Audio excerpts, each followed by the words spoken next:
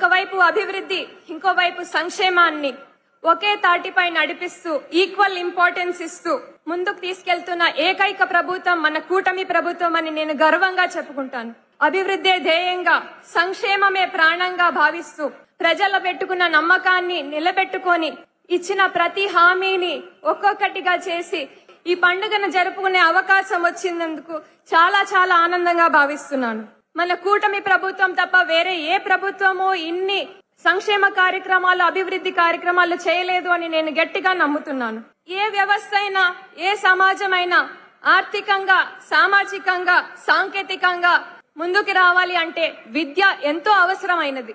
ఆ విద్య అందరికీ ఇవ్వాలి అంటే ఖచ్చితంగా ఒకవైపు ఇన్ఫ్రాస్ట్రక్చరు, ఇంకోవైపు మంచి ప్రతిభావంతులైన ఉపాధ్యాయులు ఉండాలి అనేది అందరూ నమ్ముతారు. గత ప్రభుత్వం చేసిన తప్పిదాల వల్ల అందని ద్రాక్షగా ఒక కలగా మిగిలిపోయిన డిఎస్సి నోటిఫికేషన్ ఇవాళ విడుదలై వేలాది మందికి ఉపాధి కల్పిస్తూ లక్షలాది మందికి ఒక భరోసాని విద్యార్థులకి ఇచ్చిన ఒక గొప్ప నాయకుడు, మన విజనరీ లీడర్ మన చంద్రబాబు నాయుడు గారని గొప్పగా చెప్పుకుంటాను నేను.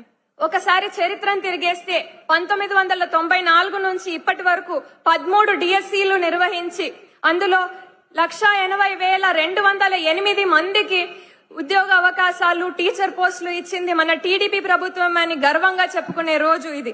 అదే విధంగా అదే బాటలో నడుస్తూ మన లోకేష్ అన్న గారు ఆయన చేస్తున్న మంచి పనులు అంతా ఇంత కాదు, సమూలమైన సమగ్రమైన మార్పులు విద్యారంగంలో తీసుకొచ్చారు.